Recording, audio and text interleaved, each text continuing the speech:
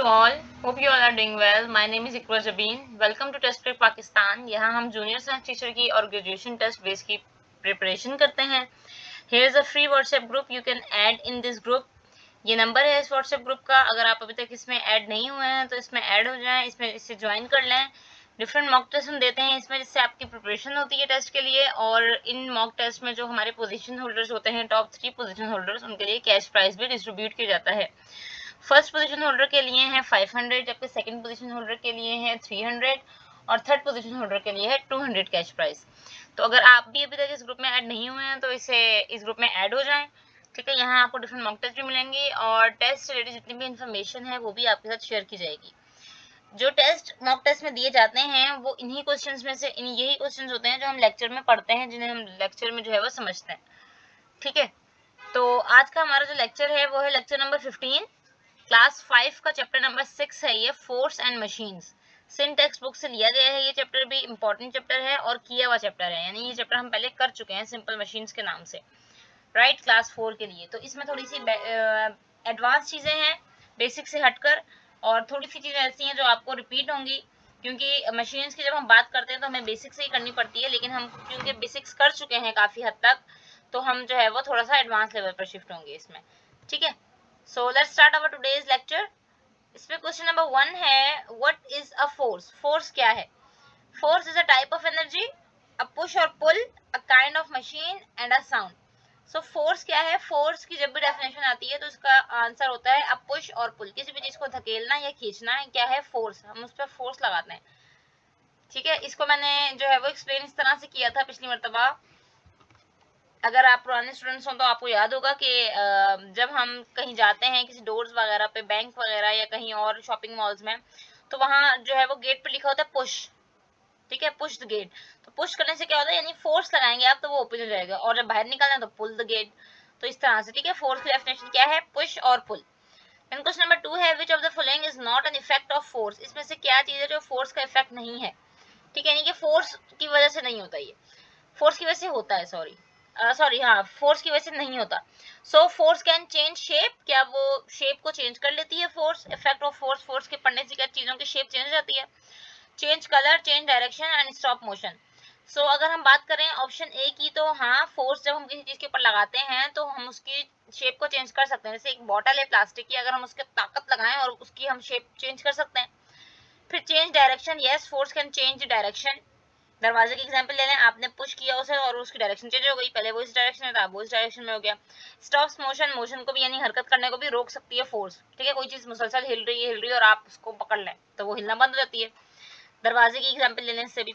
लेकिन क्या changes colour, तो फोर्स की वजह से कलर चेंज नहीं होता किसी भी चीज का. ठीक है, so option B is the correct answer for question number 2. Then we move forward to question number 3. Which force help us to walk without slipping. कौन सी फोर्स है ऐसी जो हमें जो है वो चलने में मदद देती है बगैर स्लिप हुए, हम स्लिप नहीं हो पाते? तो वो है फ्रिक्शन की फोर्स. ठीक है, फ्रिक्शन की जो फोर्स है वो हमें चलने में मदद देती है. ठीक है, वरना हम स्लिप हो सकते हैं और वरना हम बहुत तेज स्पीड में चल सकते हैं, रुक ही नहीं सकते. फ्रिक्शन की वजह से हम जो है वो स्टॉप भी हो जाते हैं, अपनी स्पीड को स्लो भी कर लेते हैं और स्लिप भी नहीं होते. Then we have question number 4, which force pulls object towards the earth. कौन सी फोर्स है जो कि चीजों को जमीन की तरफ खींचती है? So this is a gravity. Gravitational force है जो चीजों को जमीन की तरफ खींचती है. ठीक है, then we have question number 5. What kind of simple machine is a seesaw? seesaw किस काइंड की मशीन है? तो seesaw है लिवर. लिवर है मशीन जो कि seesaw की एग्जांपल में फिट होती है. ठीक है, पुली नहीं है, व्हील एंड एक्सल नहीं है, स्क्रू नहीं है. इसका करेक्ट आंसर क्या है? लिवर. Then question number 6 है, which simple machine helps lift water from a wall. कौन सी ऐसी जो है वो सिंपल मशीन है जो कि पानी खींचने से काम आती है कुएं से? सो इसकी एग्जांपल क्या होगी? कौन सी सिंपल मशीन है वो? पुली, विज, स्क्रू या लिवर? तो वो है पुली. ठीक है, कुएं से पानी खींचना कौन सी मशीन है? वो पुली है. Which machine is use to cut wood. लकड़ी को काटने के लिए, ये किसी भी चीज को कट करने का जब नाम आएगा ना तो याद रखिएगा वो कौन सी मशीन है? वो है wedge. Option C is the correct answer. Which is a machine which is used for cutting. Which of these machines has a wheel and axle? कौन सी मशीन है जिसका व्हील भी होता है और एक एक्सिल भी होता है? बाइसाइकिल, नीव, फ्लैटर या नेल? तो इसकी जो है वो इसका करेक्ट आंसर क्या है, बाईसाइकिल। बाईसाइकिल में जो है वो व्हील भी होता है यानी पहिया और एक्सल भी है, ठीक है। So bicycle is the correct answer for question number 8। Then we have question number 9, which machine is use to hold things tightly. कौन सी मशीन है जो कि चीजों को टाइटली जो है वो होल्ड करके रखती है, लेवर, स्क्रू, पुली या ब्रिज। सो इसका करेक्ट आंसर क्या है, स्क्रू। ओके, इसका करेक्ट आंसर क्या है क्वेश्चन नंबर 9 का, screw. Then we have question number 10, what reduces friction between two forces. कौन सी ऐसी जो है वो क्या चीज है जो फ्रिक्शन को कम करती है किसी दो चीजों के दरमियान। सो ऑप्शन ए है वाटर, ऑप्शन ए बी है ऑयल, ऑप्शन सी सैंड या ऑप्शन डी पेपर। सो दो चीजों रगड़ खत्म करने के लिए हम क्या चीज यूज करते हैं, ऑयल यूज करते हैं। इसे आप इस तरह से ले लें, जैसे मशीन है, कौन सी मशीन, हम जो है वो सिलाई मशीन की बात कर लेते हैं, ठीक है। अक्सर वो चलती नहीं है, चलते चलते रुक जाती है, तो हम उसमें तेल डालते हैं, ठीक है। ऑयल यूज करते हैं हम किस लिए, फ्रिक्शन को खत्म करने के लिए, रगड़ को खत्म करने के लिए। Then we have question number 11, which of these forces slow down moving vehicles. कौन सी ऐसी फोर्स है जो कि स्लो करती है गाड़ियों को चलने में, तो वो है फ्रिक्शन फोर्स, ठीक है। हमारे चलने में भी हेल्प आउट करती है और गाड़ियों को गाड़ियां स्लो भी इसी फोर्स की वजह से होती हैं, फ्रिक्शन फोर्स की वजह से। देन क्वेश्चन नंबर 12 है, which of these is not a simple machine. इनमें से कौन सी जो है वो सिंपल मशीन नहीं है। ऑप्शन ए है पुली, ऑप्शन बी है स्क्रू, ऑप्शन डी सी है मोटर, ऑप्शन डी है लिवर। सो पुली, स्क्रू, लिवर और ब्रिज, ये तमाम जो है वो सिंपल मशीन्स की ही काइंड है, लेकिन जो मोटर है वो सिंपल मशीन नहीं है, क्योंकि मोटर में एक से ज्यादा मशीन्स होती हैं, सिंपल मशीन से मिलकर बनती है, तो वो सिंपल तो नहीं हुई, वो कॉम्प्लेक्स मशीन में आ जाता है, ठीक है। मोटर की एग्जांपल कॉम्प्लेक्स मशीन में आ जाती है। So that's why question number C is the correct answer for question number 12. Then we have question number 13. Force can change the dash of an object. Force क्या चीज change कर सकती है, smell, colour, shape या as. तो force जो है वो किसी भी चीज की शेप को चेंज कर सकती है, कलर को या स्मेल को या एज को चेंज करना फोर्स का फैक्टर नहीं है। Then we move forward to question number 14. The rotating part of pulley is called. जो rotating part होता है पुली का उसे क्या कहते हैं, Which axle, screw या wheel। तो rotating यानी घूमने वाला क्या होता है, वो पहिया होता है ना, wheel कहते हैं उसे। Option D is the correct answer. Then we have question number 15. How many classes of levers are there? कितनी kinds हैं भाई, कितनी classes हैं। So there are 3 classes of lever. ठीक है, वो क्या क्या है वो अब हम नेक्स्ट उसमें पढ़ते हैं स्लाइड में। अच्छा जी, in a first class lever what is in the middle. First class जो लेवर होता है उसमें बीच में क्या चीज होती है, ठीक है। तो पहले तो आप लोग ये देख लें कि लेवर जो है वो एक सिंपल मशीन है और इसकी जो है वो 3 पार्ट्स होते हैं, ठीक है। फर्स्ट पार्ट, मिडिल पार्ट और फिर लास्ट कॉर्नर पार्ट। तो अब 3 पार्ट से मिलकर बनता है लेवर, लोड, एफर्ट और फलक्रम, ठीक है। ये 3 है इंपॉर्टेंट चीजें। लोड क्या है भाई, लोड वो है जो जिस चीज ने उसे उठाया हुआ है, कैरी किया हुआ है, जो चीज हम उठा रहे हैं किसी भी सिंपल मशीन से, वो लोड वाली जगह हो गई। एफर्ट, जहां हम एफर्ट लगा रहे हैं, यानी अगर हम पकड़ रहे हैं उस चीज को तो वो एफर्ट हो गया। फलक्रम बीच का पॉइंट होता है, कनेक्टेड करता है वो पॉइंट और वो सपोर्ट देता है, ठीक है। फलक्रम का याद रखिएगा काम, फलक्रम भी कहते हैं और पिवट भी कहते हैं इसे। तो ये क्या काम करता है, ये सपोर्ट का काम करता है। अच्छा, अब इसमें पूछा हुआ है फर्स्ट क्लास लेवर में जो है वो बीच में क्या चीज होती है, तो फर्स्ट क्लास लेवर में बीच में हमेशा होता है फलक्रम, जो उसे होल्ड करके रखता है और जो उसे कनेक्ट करता है, जो उसे ज्वाइन करता है, ठीक है, सपोर्ट करता है। सो फलक्रम होता है बीच में किसके, फर्स्ट क्लास लेवर में। अच्छा, which of the following is an example of first class lever. इनमें से कौन सी जो है वो एग्जाम्पल है फर्स्ट क्लास लेवर की। So nut cracker, scissors, wheel barrow या tweezers. So scissors is example of first class lever. आपने देखा होगा सीजर में क्या होता है, बीच में जो है वो एक पॉइंट होता है ज्वाइनिंग का, सपोर्ट का, वो क्या है, वो फलक्रम है, ठीक है। अच्छा, इसके बाद है in a second class lever what is in the middle. Second class lever में क्या चीज होती है, वही बीच में होता है उसका लोड, ठीक है। लोड जो है वो सेंटर में होता है, मिडल में होता है सेकंड क्लास में। अच्छा, एग्जाम्पल की बात करें तो एग्जाम्पल क्या है सेकंड क्लास लेवर की, सेकंड क्लास लेवर की एग्जाम्पल अगर बात कर रहे हैं कि बीच में लोड है, तो टोंग्स, ब्रूम, व्हील बैरो या पिलर्स। सो इसकी एग्जाम्पल क्या है, व्हील बैरो। व्हील बैरो मतलब ट्रॉली जो होती है उसमें बीच में क्या चीज रखते हैं, हम लोड रखते हैं ना। So wheel barrow is the correct answer. Then we have question number 20. In a third class lever what is in the middle। अब लास्ट रह गया तो जाहिर है मिडल में क्या चीज होगी, अब एफर्ट जो हम लगाते हैं वो सेंटर में होगी, मिडल में। एग्जाम्पल क्या है भाई, इसकी एग्जाम्पल की बात करें सो क्राउ बार, बॉटल ओपनर, फिशिंग रोड या सीसो। सो जो कॉर्नर मिडल में क्या है हमारे पास, यहाँ पर मिडल में है एफर्ट ना, तो इसकी एग्जांपल होगी बॉटल ओपनर। जो बॉटल्स को खोलने के लिए, ड्रिंक्स वगैरह की बॉटल को खोलने के लिए, कांच की जो ड्रिंक्स होती हैं उनकी बॉटल को खोलने के लिए जो ओपनर यूज किया जाता है ना, वो इसकी एग्जांपल है थर्ड क्लास लेवल की। अच्छा, अब क्वेश्चन नंबर 22 है what is the function of fulcrum in a liver. ठीक है, फलक्रम क्या करता है भाई, इंक्रीज करता है वेट को, इंक्रीज करता है फ्रिक्शन को, या पॉइंट ऑफ सपोर्ट है, या डी एड्स फोर्स। तो इसका आंसर आप मुझे कमेंट में बताएंगे कि फलक्रम का क्या काम है, अभी अभी हमने डिस्कस किया है। देन क्वेश्चन नंबर 23 है which part of a lever moves the load. कौन सा पार्ट है जो कि लोड को मूव करवाता है। ओके, सो ऑप्शन ए है फलक्रम, ऑप्शन बी है एफर्ट, ऑप्शन सी है जॉइंट एंड ऑप्शन डी है स्प्रिंग। इसका आंसर भी आप मुझे कमेंट में बताएंगे कि कौन सा पार्ट है लेवर का जो कि लोड को मूव करवाता है। ठीक है, इसकी वजह से मूवमेंट होती है। अच्छा, अब है question number 24 which of the following shows the correct order of parts in a second class lever. तो अभी हमने बात की सेकंड क्लास लेवर में बीच में क्या चीज होती है, देख लेते हैं एक मरतबा। ये देखें, बीच में है हमारे पास लोड, राइट। तो इसका करेक्ट आंसर क्या है, ये वाला। फर्स्ट में जो है वो फलक्रम है, फिर लोड और देन एफर्ट। ये बहुत इंपॉर्टेंट है, इसे याद रखिएगा, फर्स्ट क्लास, सेकंड क्लास और third class. Then we move forward to question number 25. What is mass? Mass क्या है भाई? The force of gravity of an object on an object, the amount of matter in an object, या the size of an object, या the speed of an object. So force is the amount of matter. ठीक है, कितना उसमें जो है वो matter मौजूद है, कितनी उसमें क्वांटिटी मौजूद है मैटर की, इसे क्या कहते हैं, इसे कहते हैं मास। उसका भाई ये मास है। ठीक है, so option B is the correct answer for question number 25.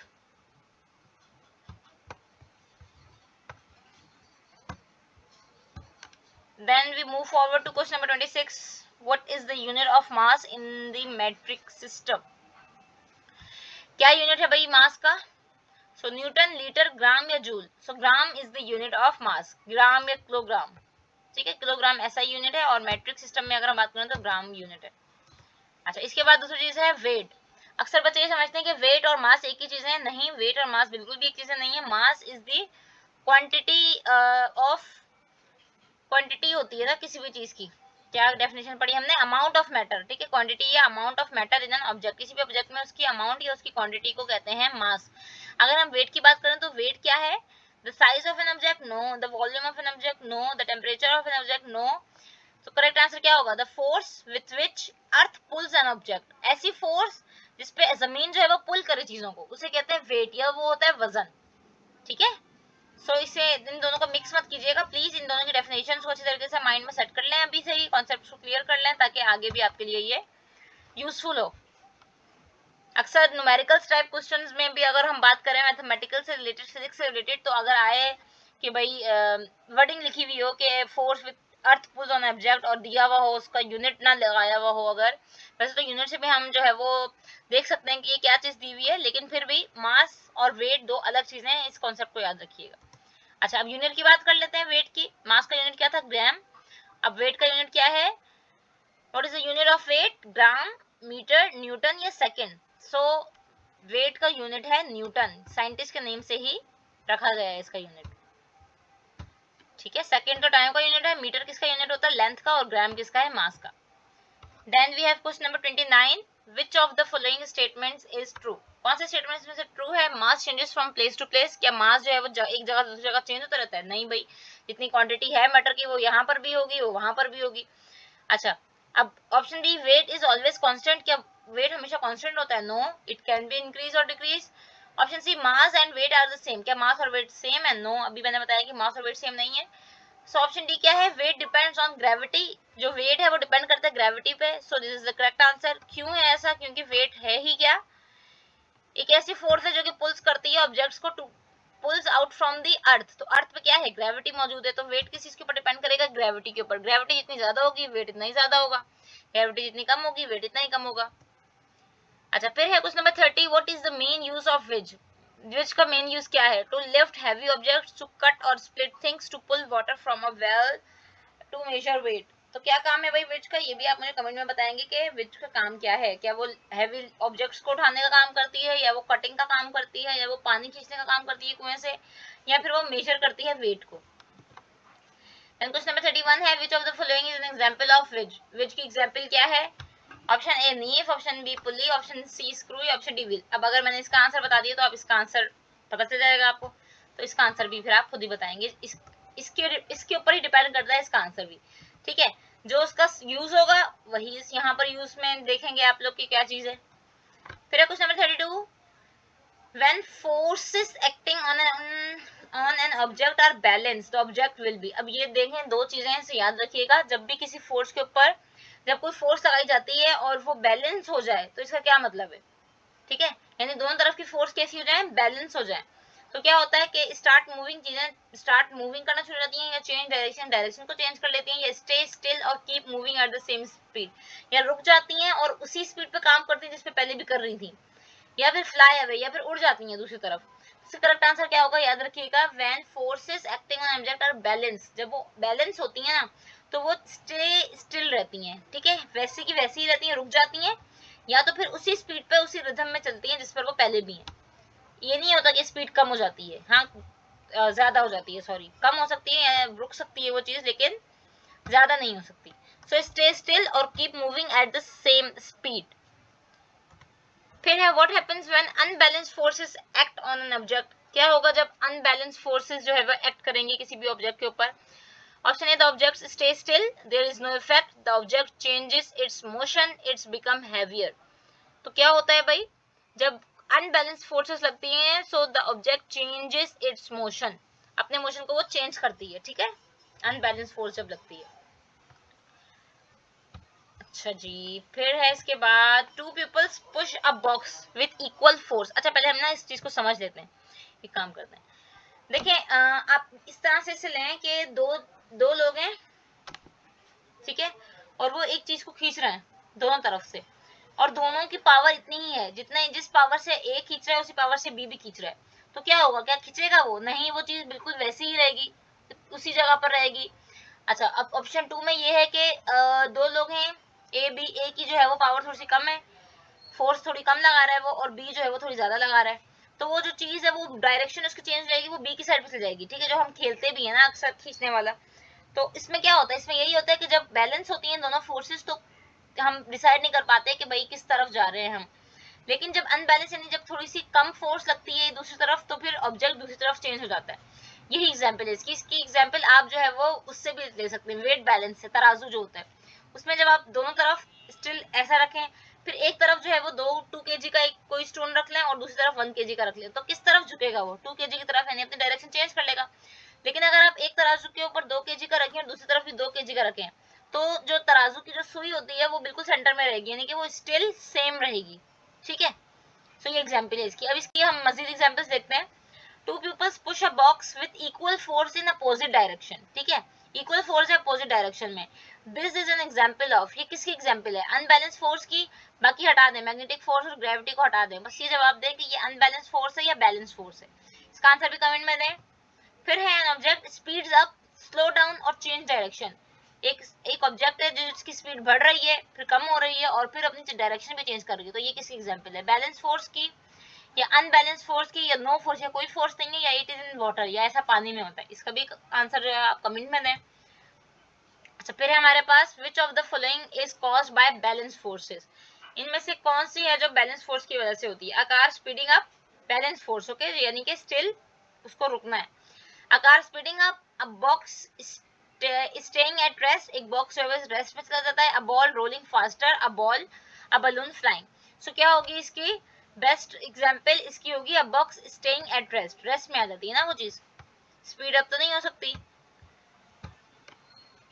Then we have question number 37. What is inertia? अब inertia क्या है? A force that moves object. अब ये inertia की definition है, इसे भी याद रखिएगा।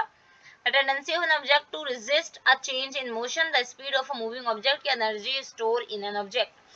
So inertia is the tendency of an object to resist a change in motion. यानी कि उस चीज को, inertia का मतलब ये कि ऐसी tendency कि उस चीज को रेस्ट में ही रखे, ठीक है, उसे मूव ना होने दे, रेजिस्ट करे उसके मोशन को चेंज करने में, उसकी हरकत को चेंज करने में, तब्दील करने में रुकावट हो, वो इसे कहते हैं इनर्शिया। यानी कि जो भी चीजें रेस्ट की हालत में होती है ना, वो इनर्शिया ही है।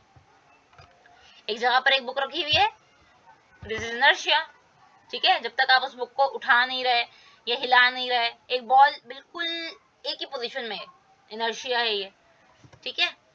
अच्छा, क्वेश्चन नंबर 38 है, which of the following best show inertia. अब इसमें से क्या बेस्ट शो कर रही है इनर्शिया को, एक्सप्लेन कर दिया मैंने।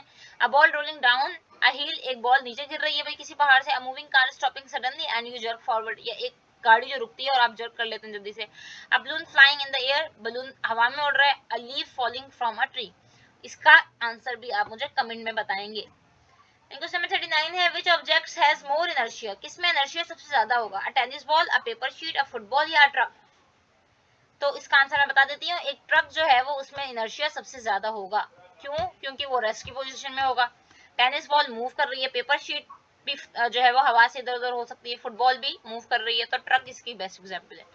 अच्छा, लास्ट क्वेश्चन है, last but not least, law of inertia is also called. अब ये जो इनर्शिया का लॉ है ना, ये एक साइंटिस्ट ने दिया था, ठीक है। अब ये तो मैंने आपको एक क्लू दे दिया है, न्यूटन का फर्स्ट लॉ है, न्यूटन का सेकंड लॉ है, ये न्यूटन का थर्ड लॉ है, ये लॉ ऑफ ग्रेविटी है। So inertia is the Newton first law, के हर वो चीज जो है वो रेस्ट में ही रहती है अनटिल अनलेस उसके ऊपर कोई फोर्स ना लगाई जाए, ठीक है। ये है न्यूटन का first law of motion. So question number 40 का करेक्ट आंसर क्या है? Option A. So this is all about today's lecture. Thank you very much for watching. Do like and subscribe the channel. Allah Hafiz.